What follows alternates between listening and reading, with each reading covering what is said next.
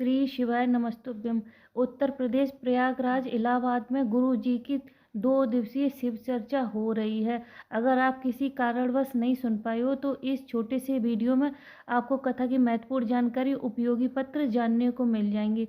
तो आज की कथा कुछ इस प्रकार से शुरू हुई। गुरु जी ने कहा, माँ गंगा के घाट सतुआ बाबा के शिविर प्रयागराज की भूमि पर अगर आप 5 मिनट की भी कथा सुन लेते हैं तो समझो कि आपको 7 दिन की कथा का पुण्य फल मिल गया। आपने 7 दिन की कथा सुन ली है। फिर गुरुजी ने कहा कि भगवान हमेशा 2 चीज़ें देकर ही मनुष्य को धरती पर भेजते हैं। पहली है कि हुनर, टैलेंट, वो भगवान आपको देकर भेजते हैं, बस आपको उसको निखारने की ज़रूरत पड़ती है। दूसरा है भक्ति और आपका स्वभाव। अगर आप थोड़ी भी भक्ति करते हैं तो आपको उसी में ही भगवान की प्राप्ति हो जाती है। फिर गुरुजी ने कहा कि गलत अन्न, गलत धन और गलत संग ये आपको कभी भी भगवान की भक्ति, भगवान की कृपा प्राप्त नहीं होने देते हैं। अगर आपको साधु संत की बातें अच्छी नहीं लग रही हैं, आपको कथा श्रवण करना अच्छा नहीं लग रहा है, आपको पूजा पाठ करना अच्छा नहीं लग रहा है, तो समझ लो कि आप जरूर किसी का गलत संग लिए हो, पराय नारी के संग में हो, या आप का अन्न सही नहीं है या धन सही नहीं है। जब ये चीज़ें होती हैं तभी ये सारी बातें होती हैं।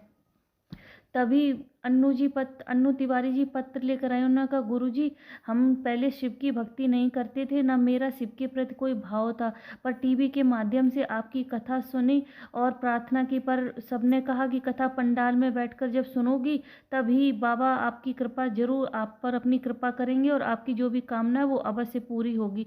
फिर हमने कानपुर में आपकी कथा पंडाल में बैठकर कथा सुनी और हमने बाबा से प्रार्थना की कि बाबा जो भी हमें बड़ी बीमारी है वह ठीक हो जाए। तो बाबा की करुणा ऐसी हुई कि बाबा से हमने प्रार्थना की तो हमें जो भी बीमारी थी वो ठीक हो गई। तभी ज्योति जी पत्र लेकर आए। उन्होंने कहा, मेरी तबीयत बहुत खराब हो गई थी, बीमारी का पता नहीं चल रहा था। फिर पता चला कि मेरे चेस्ट में गठान हो गई और वह कैंसर की है। बहुत तकलीफ हो रही थी, पूरे शरीर में पस फैल गया था, 4th स्टेज का कैंसर था।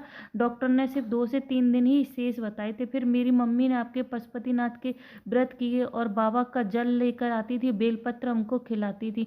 बाबा की करुणा का क्या वर्णन करूं कि आज मैं पूरी तरह से स्वस्थ हूं।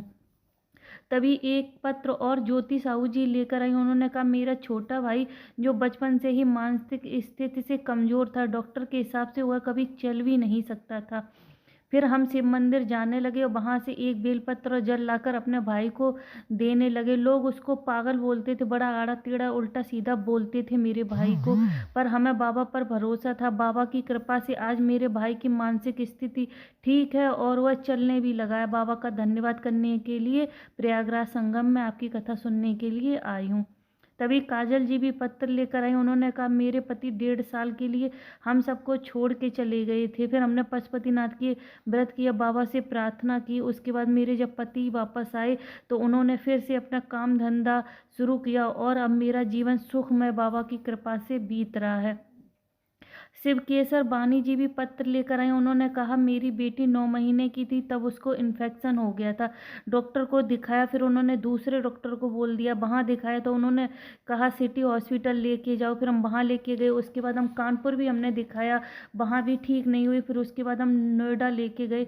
तब नोएडा लेके गए तो उसकी जाँच हुई तो उसका लीवर खराब बताया। डॉक्टर ने कहा, आप दोनों इसे अपना लीवर दे सकते हैं। फिर हम लोग उसे लीवर देने की ही तैयारी कर रहे थे कि फिर आपकी कथा के बारे में पता चला। आपकी कथा नोएडा में चल रही थी और सबने कहा था कि कथा पंडाल में बैठ के जो भी मांगो बाबा अवश्य पूरा करते हैं।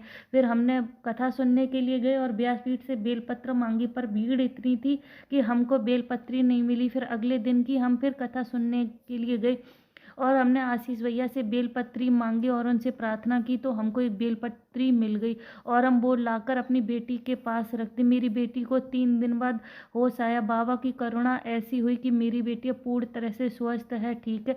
बाबा का धन्यवाद करने के लिए आई हूँ।